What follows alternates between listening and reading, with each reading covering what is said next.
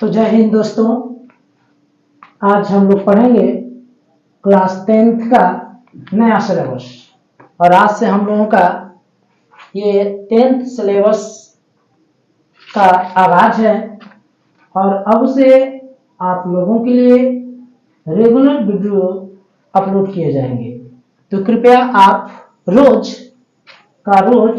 जो वीडियोज हैं उनको आप देखें, अपने दोस्तों में शेयर करिएगा।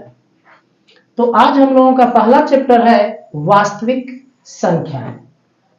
तो सबसे पहले हम समझते हैं कि वास्तविक संख्याएं होती क्या है। भाई, वास्तविक संख्याएं क्या होती हैं?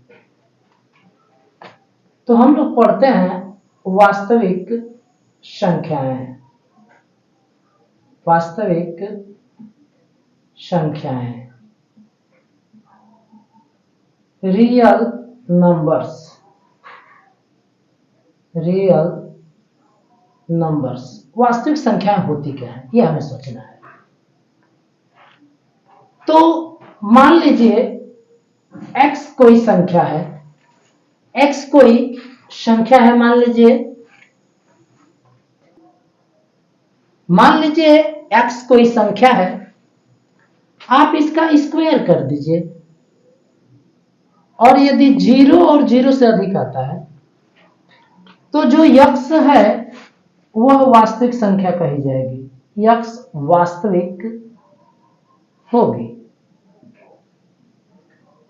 और यदि वर्ग करने पर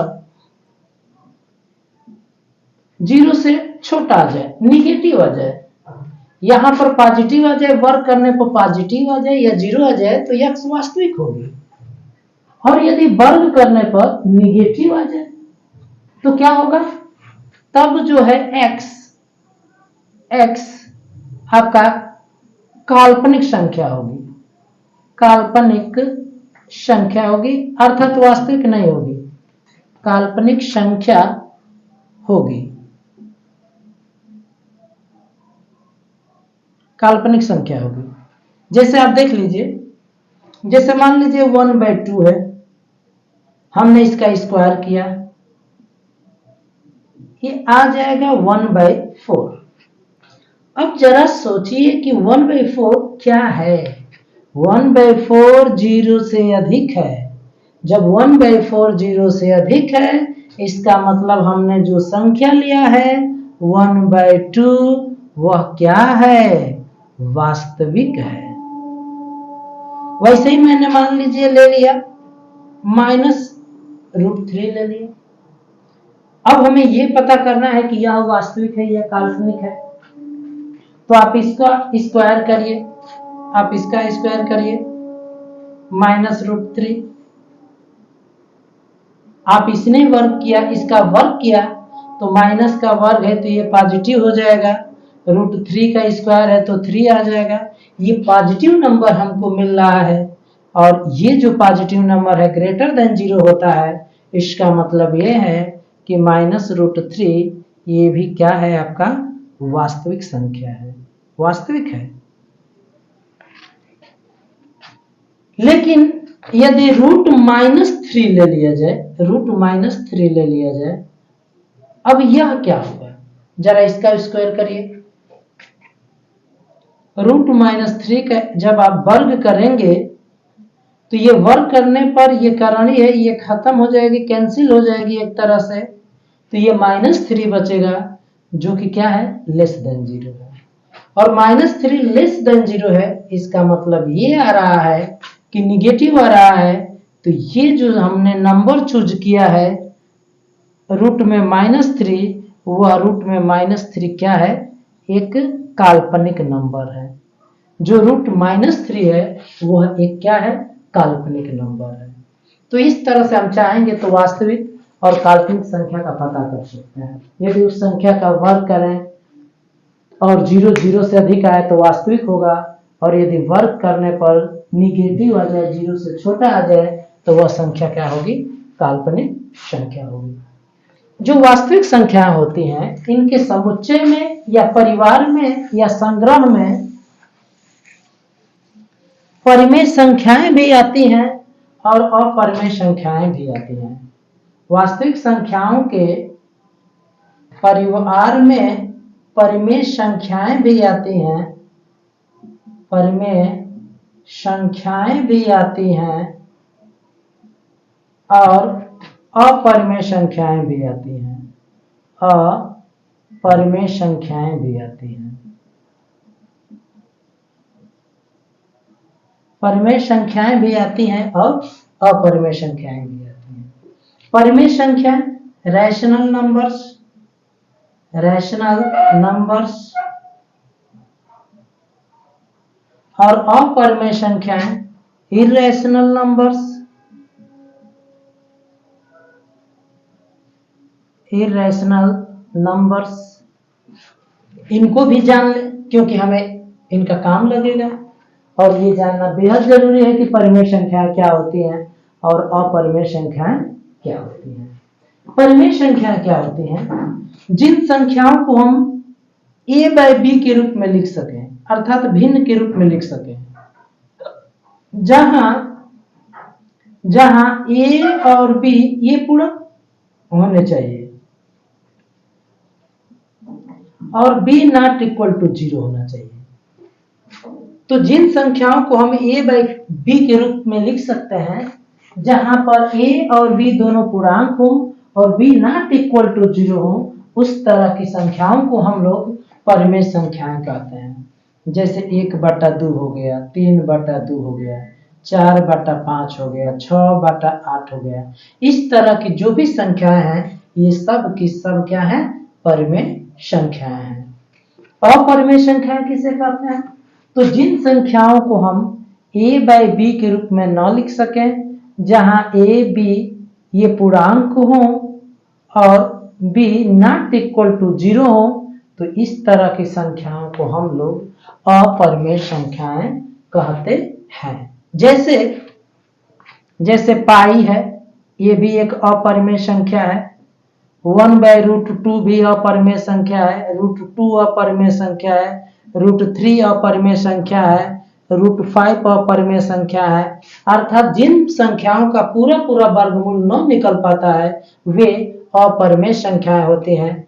आप 11th में और 12th में जाएंगे तो एक नंबर आएगा ई भी एक क्या है? जो कि चरघातांकी संख्या है, वो भी एक क्या है?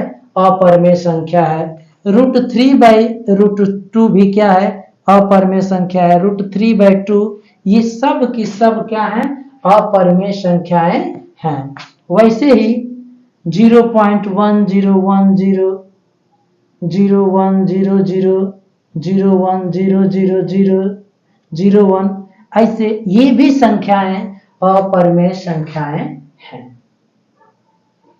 तो परिमेय संख्याएं जिनको a by b के रूप में लिखा जा सकता है, जहां a और b पूर्णांक हो और b नॉट इक्वल टू 0 हो, इस तरह की संख्याओं को हम परिमेय संख्या कहते हैं। जैसे 1 आपका परिमेय संख्या है क्योंकि 1 को हम 1/1 लिख सकते हैं। 0 भी एक परिमेय संख्या है क्योंकि 0 को 0/1, 0/2, 0/3 इत्यादि लिखा जा सकता है। तो 0 भी एक क्या है? परिमेय संख्या है। तो वास्तविक संख्याओं में परिमेय संख्याएं भी आती हैं और अपरिमेय संख्याएं भी आती हैं। अर्थात परिमेय संख्याओं के संग्रह और अपरिमेय संख्याओं के संग्रह को मिला जुलाकर हम लोग वास्तविक संख्याओं का संग्रह बोलते हैं। अर्थात परिमेय संख्याएं और अपरिमेय संख्याओं के सम्मिलित रूप को ही हम लोग क्या बोलते हैं? वास्तविक संख्याएं बोलते हैं।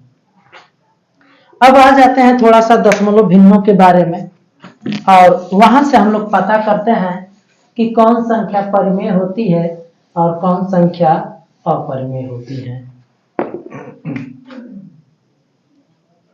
दशमलव भिन्न, दशमलव भिन्न, डेसिमल फ्रैक्शन, डेसिमल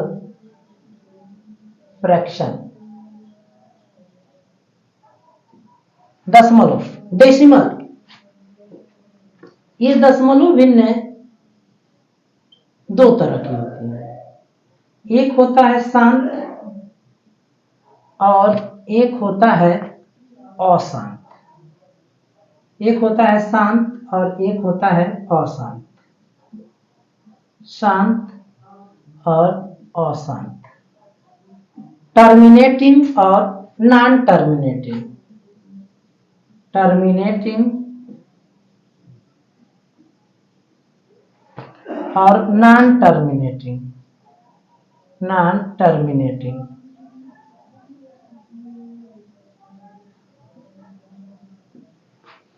शांत दशमलव भिन्न और अशांत दशमलव भिन्न। तो जैसे मान लीजिए मैंने ले लिया 4/5, यह शांत दशमलव भिन्न है। अब इसको दशमलव भिन्न में बदलेंगे तो 5/40।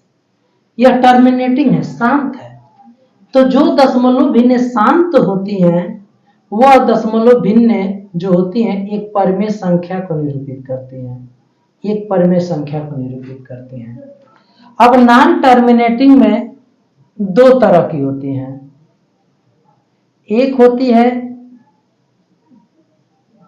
आवर्ती और एक होती है अनावर्ती, रिकरिंग और नॉन रिकरिंग। आवर्ती क्या होती है? आवर्ती दशमलव भिन्न, जैसे मान लीजिए 1/3 मैंने ले लिया।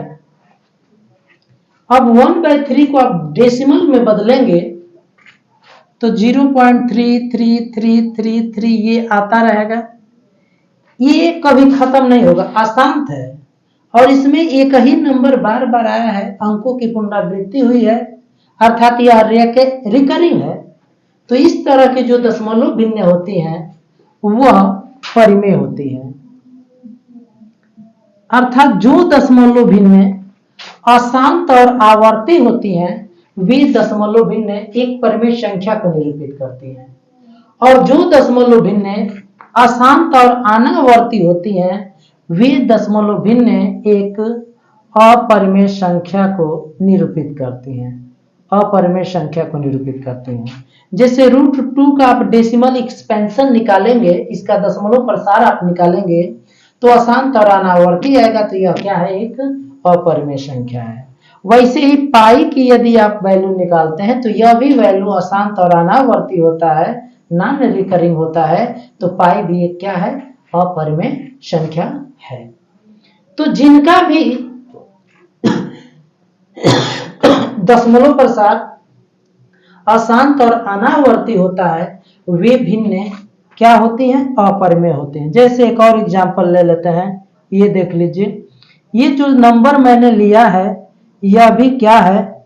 यह भी नंबर अपरिमेय संख्या है, इरेशनल नंबर है। ये देखिए कभी खत्म नहीं होगा और इसमें कोई रिकरेंस नहीं है, रिकरिंग नंबर नहीं है।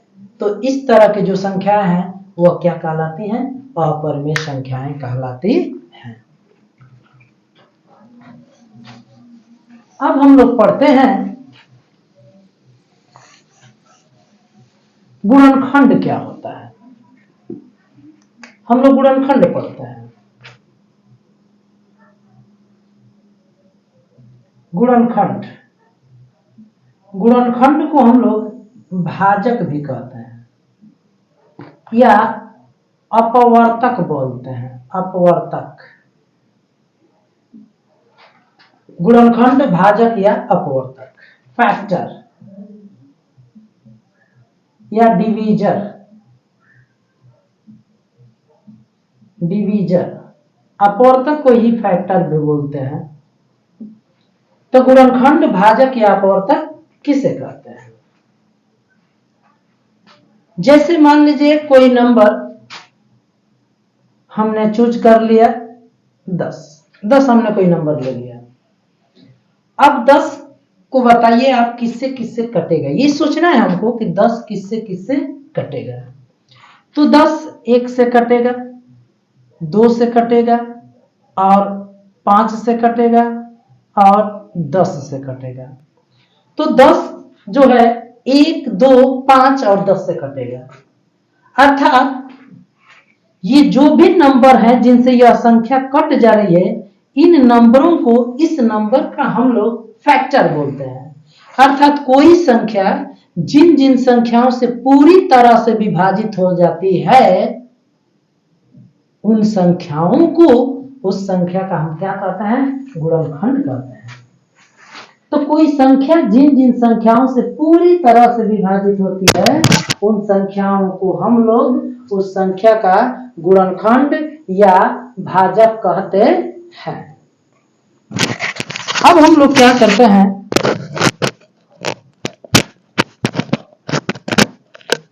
अब हम लोग 20 का फैक्टर निकालते हैं। 20 हमने एक नंबर लिया, 20 का फैक्टर 1, 2 से कटेगा, 4 से कटेगा, 5 से कटेगा, 10 से कटेगा और 20 से कटेगा।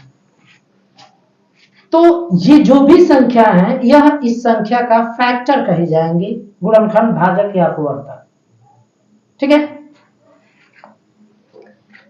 अब आप इसमें एक बात ध्यान दे सकते हैं कि सबसे छोटा जो फैक्टर होता है वह 1 होता है और हर संख्या का फैक्टर 1 होता है, जो कि सबसे छोटा फैक्टर होता है। और सबसे बड़ा फैक्टर जो होता है वह स्वयं वह संख्या होती है। तो यहां से दो आप निष्कर्ष यानी कि कंक्लूजन निकाल सकते हैं कि किसी संख्या का सबसे छोटा अपवर्त 1 है और सबसे बड़ा अपवर्तक क्या है, स्वयं वह संख्या है। और बाकी जो अपवर्तक होते हैं इन दोनों के बीच में होते हैं।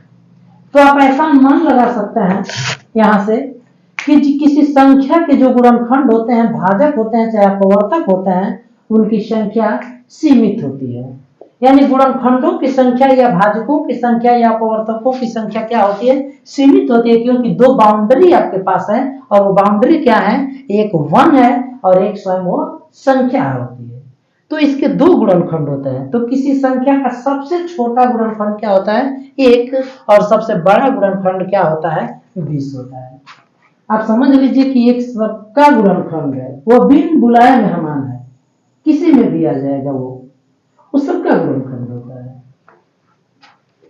इसके बाद हम लोग पढ़ लेते हैं भाज्य संख्याएं क्या होती हैं। भाज्य संख्याएं, इनको यौगिक संख्याएं भी कहते हैं।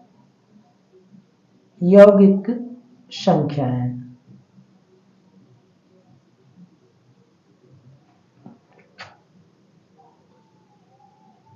Prime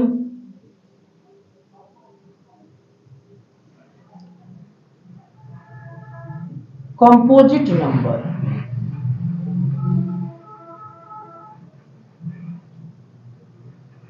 composite numbers. भाज्य संख्याएं या यौगिक संख्याएं या कंपाउंड नंबर्स किसे कहते हैं, कंपोजिट नंबर्स किसे कहते हैं, भाज्य संख्याएं किसे कहते हैं। और इसके बाद हम लोग पढ़ेंगे अभाज्य संख्याएं किसे कहते हैं। अभाज्य संख्याएं किसे कहते हैं, अभाज्य संख्याएं किसे कहते हैं, प्राइम नंबर्स किसे कहते हैं।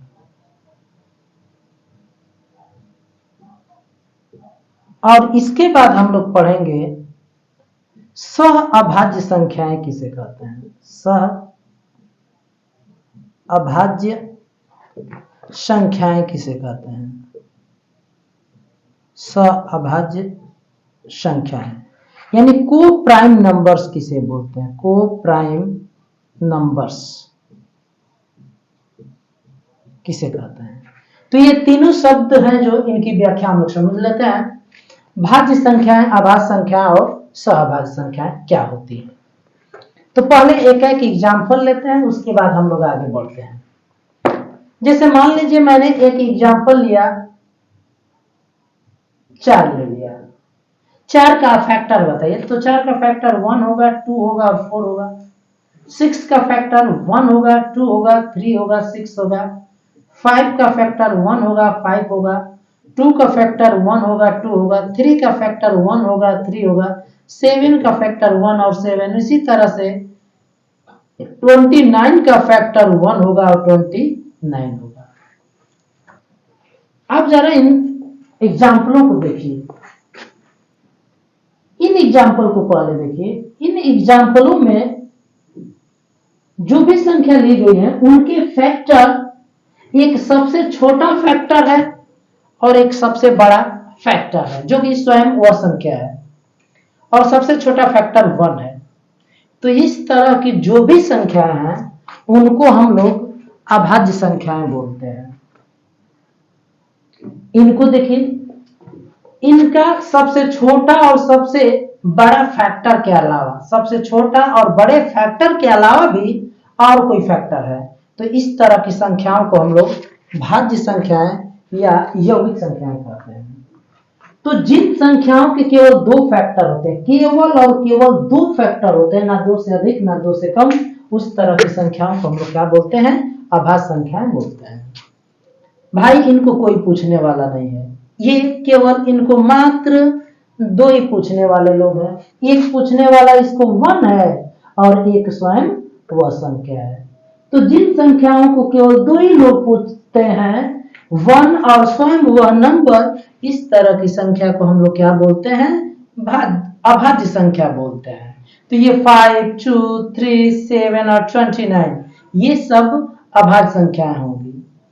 तो जिन संख्याओं के केवल 2 गुणनखंड होते हैं, एक सबसे छोटा गुणनखंड 1 और सबसे बड़ा गुणनखंड स्वयं वो संख्या, तो इस तरह की संख्याओं को हम लोग अभाज्य संख्या कहते हैं। जिन संख्याओं के 2 से अधिक गुणनखंड होते हैं उन्हें हम लोग भाज्य संख्याएं कहते हैं, कंपोजिट नंबर बोलते हैं। तो ये कंपोजिट नंबर है, ये कंपोजिट नंबर है, भाज्य संख्या है, और इनके 2 से अधिक गुणनखंड होते हैं। इनके 2 से अधिक गुणनखंड कौन कौन होते हैं? तो एक 1 होगा, एक स्वयं यह संख्या होगी, इसके अलावा भी और कोई संख्या इसका जरूर गुणनखंड होगी। तो इस तरह की संख्याएं भी क्या कहलाती हैं? इस तरह की संख्याएं भाज्य संख्याएं कहलाती हैं। अब आया है अभाज्य संख्याएं, सहअभाज्य संख्याएं। तो जैसे मैं मान ले लिया 4 ले लिया और 9 ले लिया, 4 का गुणनखंड 1, 2 और 4 हुआ, 9 का गुणनखंड 1 हुआ, 3 हुआ और 9 हुआ। इन दोनों का सार्व गुणनखंड बताइए। सार्व गुणनखंड माने सर्वनिष्ठ गुणनखंड। तो सर्वनिष्ठ गुणनखंड क्या है या सार्व गुणनखंड क्या है? सार्व गुणनखंड है 1, 1 के अलावा और कोई नहीं है। तो इस तरह की संख्याओं को हम लोग सहअभाज्य संख्याएं बोलते हैं, अर्थात जिनका मौसव 1 हो। तो इनका मौसव 1 है, तो इस तरह की संख्याओं को हम लोग क्या बोलते हैं? सहअभाज्य संख्याएं बोलते हैं। तो सहअभाज्य संख्याएं किसे कहते हैं? जिन संख्याओं का सारे गुणनखंड क्या हो? 1 हो, या जिनका मौसव 1 हो, उन संख्याओं को हम लोग क्या बोलते हैं? सहअभाज्य संख्याएं बोलते हैं। तो 4 और 9 ये सहअभाज्य संख्याएं हैं। वैसे ही 9 और मान लीजिए है 25, इनका भी मौसव 1 होगा, तो 9 और 25 भी ये भी सहअभाज्य संख्याएं हैं। तो सहअभाज्य संख्याएं किसे कहते हैं? जिन संख्याओं का मौसव 1 होता है उन्हें हम लोग सहअभाज्य संख्याएं कहते हैं। अब हम लोगों के सिलेबस में है अंक गणित की आधारभूत प्रमेय। अंक गणित की आधारभूत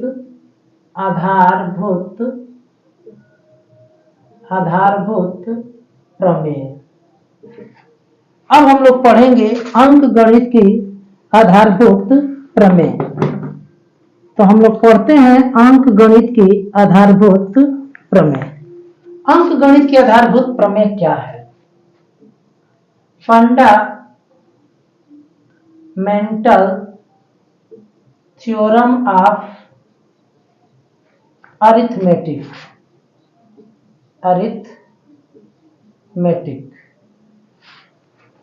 अंक गणित के आधारभूत प्रमेय। तो जिस तरह से अंक गणित की आधारभूत प्रमेय होती है, सिमिलरली इसी तरह से एक बीजगणित की आधारभूत प्रमेय होती है, और दोनों प्रमेयों की जो उपपत्ति है और जो देने वाले हैं वह है कार्ल फ्रेडरिक गॉस।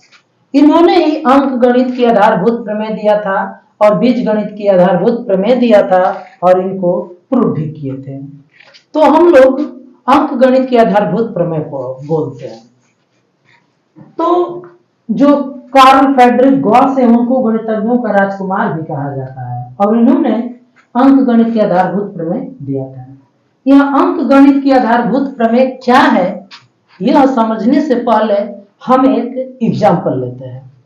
एक एग्जाम्पल लेकर चलते हैं। जैसे मान लीजिए मैंने ले लिया 30 लिया, इसका फैक्टर ज्ञात करते हैं हम लोग, और अभाज्य गुणनखंड हम इसका ज्ञात करना चाहते हैं। तो 30 का अभाज्य गुणनखंड 2 × 3 × 5 होगा। 1 नहीं लेते हैं क्योंकि 1 जो है ना तो भाज्य ना अभाज्य, हम अभाज्य गुणनखंड लिखे हैं। अब इन गुणनखंडों को हम कितने प्रकार से लिख सकते हैं? इन गुणनखंडों को हम देखिए कितने प्रकार से लिख सकते हैं, देखते रहिए। इनको क्रम को मैं बदल रहा हूं। देखिए पहले 5 लिखा, 2 × 3, अब 5 पे लिखा, अब इनको 3 × 2 लिखा। अब देखिए पहले 2 है, उसके बाद 5 है, अब 3 लिख लेता हूं, 2 × 5 लिख लेता हूं, और इसी तरह से 3 5 × 2 लिख सकता हूं। तो आप देख सकते हैं कि 30 के फैक्टर करने के कई प्रकार है, विभिन्न प्रकार है। 30 के फैक्टर लिखने के हमारे पास 6 तरीके हैं। 6 तरीकों से हम 30 के फैक्टर लिख सकते हैं। लेकिन एक बात देखा जाए कि सब में वही संख्या है, केवल उनका क्रम चेंज है। ये जो फैक्टर आया है इनको ऑर्डर चेंज है, क्रम चेंज है, लेकिन फैक्टर चेंज नहीं है, फैक्टर सेम वही है। इसमें भी 2 3 और 5 है, इसमें भी 2 3 5 है, इसमें भी 5 2 3 है, सेम फैक्टर है सब में। केवल लिखने का तरीका डिफरेंट इसलिए है क्योंकि ऑर्डर चेंज है, फैक्टरों का ऑर्डर चेंज है, उनका क्रम चेंज है। यदि हम ऑर्डर को फिक्स कर दें, ऑर्डर को ध्यान न दें, ऑर्डर को ध्यान न दें, तो फैक्टर करने का केवल कितना तरीका होगा? एक तरीका होगा, अर्थात वह अद्वितीय तरीका होगा। और इसी को हम लोग बोलते हैं अंक गणित की आधारभूत प्रमेय। तो अंक गणित की आधारभूत प्रमेय क्या है? प्रत्येक भाज्य संख्या को अभाज्य संख्याओं के गुणनखंडन के रूप में क्या किया जा सकता है? लिखा जा सकता है। और यह गुणनखंडन अद्वितीय होता है कब? जब गुणनखंडों के क्रम को ध्यान न दिया जाए तब। तो अंक गणित की आधारभूत प्रमेय क्या है? किसी भी भाज्य संख्या को, प्रत्येक भाज्य संख्या को अभाज्य संख्याओं के गुणनखंडन के रूप में लिखा जा सकता है, और यह गुणनखंडों के आने वाले क्रम के बिना अद्वितीय होता है। अर्थात यदि क्रम को ध्यान न दिया जाए तो यह गुणनखंडन क्या होता है? अद्वितीय होता है। यह अंक गणित की आधारभूत प्रमेय है, जिसका प्रतिपादन और उपपत्ति कार्ल फ्रेडरिक गॉस ने दिया था। तो यह हम लोगों ने पढ़ा अंक गणित की आधारभूत प्रमेय। अब इसका अनुप्रयोग क्या है? अनुप्रयोग तो हम लोग इसके 3 अनुप्रयोग पढ़ेंगे, एप्लीकेशंस। इनके हम 3 अनुप्रयोग पढ़ेंगे। पहला अनुप्रयोग होगा मौसम प ज्ञात करने में, मौसम प ज्ञात करने में, ज्ञात करने में। दूसरा हम लोग पढ़ेंगे इसका अनुप्रयोग लॉस प ज्ञात करने में।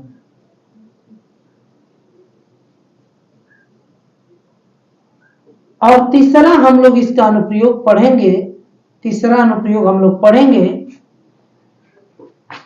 इकाई का अंक कब समाप्त होगा? इकाई का अंक, इकाई का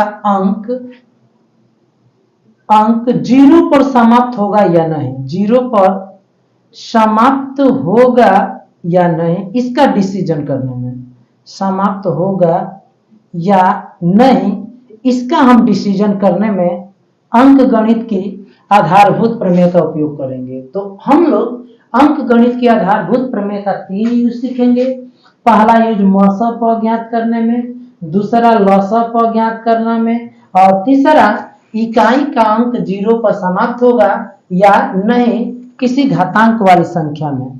घातांक वाली संख्या में, घातांक वाली संख्या में इकाई का अंक 0 पर समाप्त होगा या नहीं होगा, इसका डिसीजन करने में हम लोग अंकगणित की आधारभूत प्रमेय का उपयोग करेंगे। तो 3 अनुप्रयोग हम लोग सीखेंगे।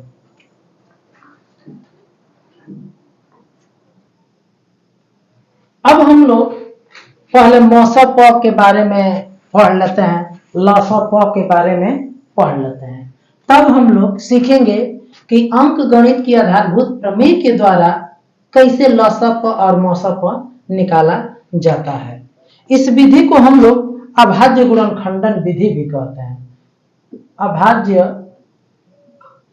गुणनखंडन विधि, गुणनखंडन विधि भी बोलते हैं। जो अंकगणित के आधारभूत प्रमेय के द्वारा जो लसा प और मौसा प निकालते हैं, उस विधि को हम अभाज्य गुणनखंडन विधि भी कहते हैं। तो पहले हम लोग सीखते हैं कि ये मौसा प क्यों लिखा जाता है, लसा प क्यों लिखा जाता है, मौसा प का मतलब क्या होता है, लसा प का मतलब क्या होता है, इन सब के बारे में हम लोग अध्ययन कर लेते हैं, तब हम लोग सीखेंगे। तो पहले हम लोग पढ़ते हैं मौसा प, मौसा प। तो पहले तो इसका फुल फॉर्म हम लोग समझ लेते हैं। तो इसका फुल फॉर्म है महत्तम समापवर्तक, समापवर्तक। यहां पर संधि किया गया है, यहां पर संधि किया गया है समधन अपवर्तक, और यह स्वर संधि है, स्वर संधि यहां पर की गई है, और उसमें भी दीर्घ स्वर संधि है, दीर्घ स्वर संधि है। तो यहां पर समधन अपवर्तक है, अंग्रेजी में इसको बोलते हैं HCF, अर्थात इसका फुल फॉर्म हो जाएगा हाईएस्ट कॉमन फैक्टर। अब समझ लेते हैं कि फैक्टर क्या होता है, कॉमन फैक्टर क्या होता है, हाईएस्ट कॉमन फैक्टर क्या होता है। हिंदी में हम लोग समझ लेते हैं अपवर्तक क्या होता है, समापवर्तक क्या होता है, महत्तम समापवर्तक क्या होता है। ये हम लोग क्या कर लेते हैं, समझ लेते हैं।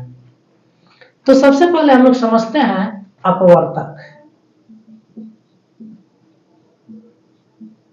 अपवर्तक क्या है, फैक्टर। अपवर्तक को हम लोग भाजक भी कहते हैं या गुणनखंड भी कहते हैं, गुणनखंड, डिवीजर। और गुणनखंड का तो फैक्टर ही होगा। तो जैसे मान लीजिए 2 का अपवर्तक क्या होगा या गुणनखंड क्या होगा, तो 2 किससे किससे कटेगा, 1 से कटेगा, 2 से कटेगा। 20 का अपवर्तक बताइए, तो 1 से कटेगा, 2 से कटेगा, 4 से कटेगा, 5 से कटेगा, 10 से कटेगा और 20 से कटेगा। ये अपवर्तक हो गया। तो अपवर्तक भाजक या गुणनखंड किसे कहते हैं,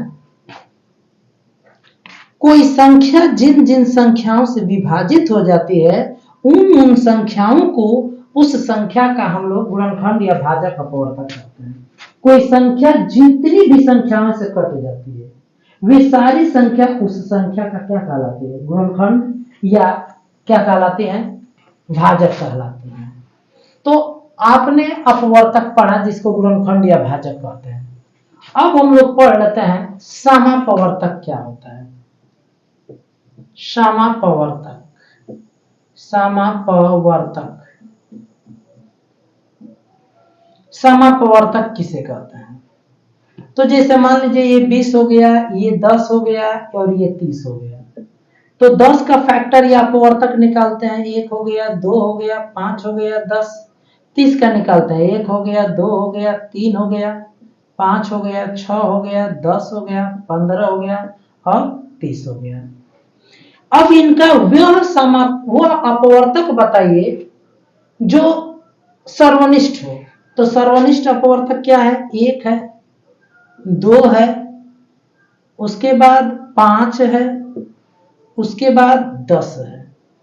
तो समापवर्तक किसे कहते हैं? जो सर्वनिष्ठ अपवर्तक होता है उन्हें ही हम लोग क्या कहते हैं? समापवर्तक, यानी कि कॉमन फैक्टर बोलते हैं। तो तीनों का कॉमन फैक्टर क्या है? 1 है, 2 है, 5 है और 10 है। ये कॉमन फैक्टर है। 10, 20 और 30 का ये सब क्या है? कॉमन फैक्टर है। तो कॉमन फैक्टर यानी कि समापवर्तक किसे कहते हैं? दो या दो से अधिक संख्याओं के जो सर्वनिष्ठ फैक्टर होते हैं, उन सर्वनिष्ठ फैक्टरों को ही, उन संख्याओं का हम लोग क्या बोलते हैं? समापवर्तक बोलते हैं। अब महत्तम समापवर्तक किसे कहते हैं? महत्तम समापवर्तक, महत्तम समापवर्तक HCF। तो देखिए समापवर्तक में आगे जुट गया है महत्तम। महत्तम माने सबसे बड़ा। तो जो समापवर्तकों में सबसे बड़ा होता है उसे ही हम लोग क्या कहते हैं? महत्तम समापवर्तक यानी कि HCF, और शॉर्टकट में हम लोग बोलते हैं MSP। तो MSP या महत्तम समापवर्तक या HCF क्या होता है? तो दो या दो से अधिक संख्याओं के जो समापवर्तकों में सबसे बड़ा होता है, उसी सबसे बड़े समापवर्तक को, उन संख्याओं का हम क्या कहते हैं? MSP कहते हैं। MSP को किसे कहते हैं? तो दो या दो से अधिक संख्याओं के सबसे बड़े समापवर्तक को ही हम उन संख्याओं का क्या कहते हैं? MSP या महत्तम समापवर्तक। जैसे यहाँ पर MSP क्या है? 10 है। अब हम लोग आगे चल जाते हैं। अब हम लोग पढ़ते हैं LSP। इसका पूरा नाम है लघुत्तम समापवर्त्य। समापवर्त्य LCM ये होगा list common multiple. Common multiple, यहां भी संधि की गई है। समापवर्त्य को तोड़ेंगे तो समधन अपवर्त्य आ जाएगा, अपवर्त्य।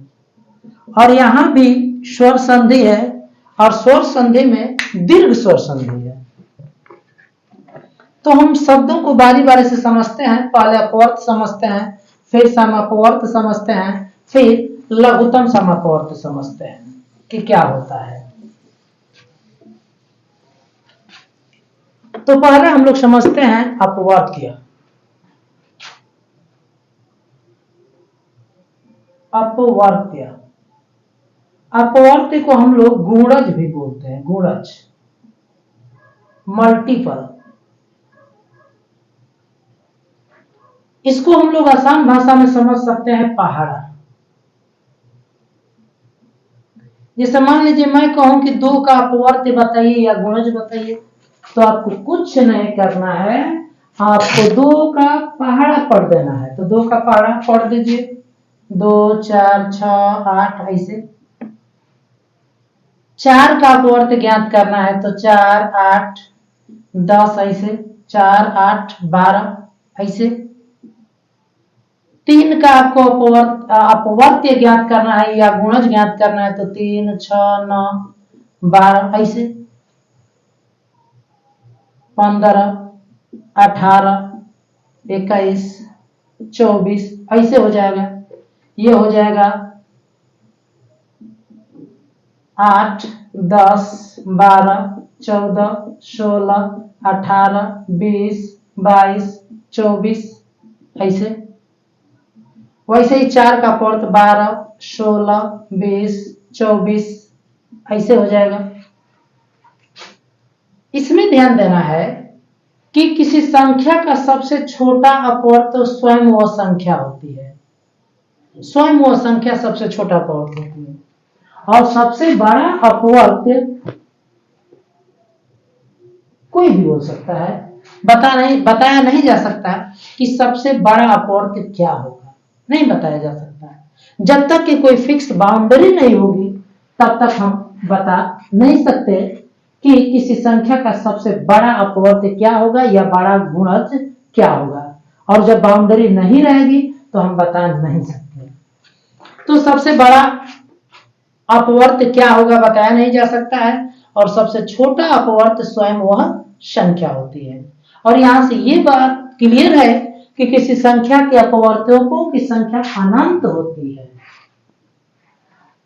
तो पहले हम लोग परिभाषा समझते हैं कि अपवर्त या गुणज किसे कहते हैं। किसी संख्या से विभाजित होने वाली जो संख्याएं होती हैं, उन संख्याओं को, उस संख्या का हम क्या कहते हैं, अपवर्त कहते हैं या फिर गुणज कहते हैं। किसी संख्या से विभाजित होने वाली जो संख्याएं होती हैं, उन संख्याओं को हम लोग क्या कहते हैं, उस संख्या का अपवर्त या गुणज कहते हैं। जैसे 2 का अपवर्त भाई ये है, 4 का अपवर्त ये है, 3 का अपवर्त ये है। अब हमें पढ़ना है समापवर्त्य। समापवर्त्य क्या है, ये तो अभी आप अपवर्त्य पढ़ रहे थे, अपवर्त्य। अब हम लोग पढ़ते हैं समापवर्त्य क्या है। समापवर्त्य, समापवर्त्य क्या होगा, तो इसमें ये देखिए कि सर्वनिष्ठ अपवर्त्य क्या है। सर्वनिष्ठ अपवर्त 2 4 3 है, तो ये हो गया 12 है और क्या है 24, ये सर्वनिष्ठ अपवर्त्य है। तो 2 4 3 का जो समापवर्त्य होगा वो होगा 12 होगा, 24 होगा, इसके आगे 36 होगा, इसके आगे 48 होगा, अर्थात ये 12 का गुणज मिलेगा। 12 का क्या मिलेगा, गुणज मिलेगा। अर्थात 2 4 3 का जो समापवर्त्य होता है वह 12 का क्या होता है, गुणज होता है। तो समापवर्त्य किसे कहते हैं, 2 या 2 से अधिक संख्याओं के जो कॉमन अपवर्त्य होते हैं उन्हें ही हम लोग क्या बोलते हैं, समापवर्त्य बोलते हैं। अब हम लोग पढ़ते हैं कि लसप किसे कहते हैं। लसप अर्थात लघुत्तम समापवर्त, यानी कि समापवर्तियों में सबसे छोटा। जैसे यही समापवर्तियों में सबसे छोटा क्या है, 12 है, तो यह 12 ही 2 4 3 का क्या हो जाएगा, लसप हो जाएगा, एलसीएम हो जाएगा। तो लसप किसे कहते हैं, 2 या 2 से अधिक संख्याओं के सबसे छोटे समापवर्त्य को ही हम लोग उन संख्याओं का क्या कहते हैं, लसप कहते हैं। अब हम लोग पढ़ लेते हैं कि मसप और लसप कैसे निकाला जाता है। तो हम लोग क्या करते हैं, सबसे पहले अभाज्य गुणनखंडन करते हैं। अभाज्य गुणनखंडन करते हैं अंकगणित की आधारभूत प्रमेय के अनुसार। और मसप पर निकालना है तो सभी सार्वगुणनखंडों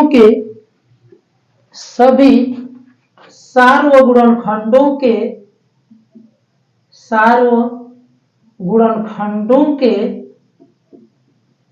न्यूनतम घातों का गुणनफल निकाल लेते हैं। न्यूनतम घातों का गुणनफल निकाल लेते हैं, गुणनफल। अर्थात मसप पर निकालना है तो सबसे पहले संख्याओं का हम लोग गुणनखंड करेंगे, और जो सारे गुणनखंड होंगे उन सारे गुणनखंडों का जो न्यूनतम घात है उन न्यूनतम घातों का क्या निकाल लेंगे, गुणनफल निकाल लेंगे। सबसे छोटी घातों का गुणनफल, न्यूनतम घात माने सबसे छोटी घातों का गुणनफल निकाल लेंगे, सबसे छोटी घात का गुणनफल निकाल लेंगे।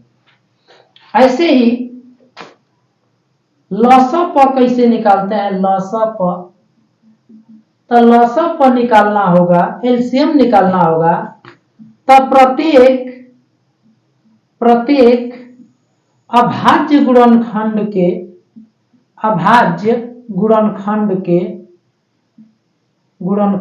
के सबसे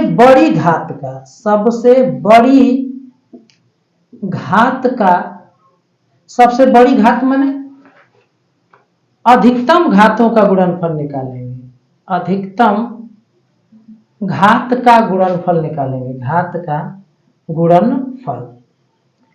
तो हम क्या करेंगे, जो भी अभाज्य गुणनखंड होगा उस अभाज्य गुणनखंड के सबसे बड़ी घातों का गुणनफल निकाल देंगे, तो वह लसप हो जाएगा। असारों गुणनखंडों के न्यूनतम घातों का गुणनफल निकाल देंगे तो वह मौसा प हो जाएगा। अब एक इंपॉर्टेंट चीज हम लोग समझ लेते हैं, दो संख्याओं के मौसा प और लौसा प में क्या संबंध होता है। दो संख्याओं के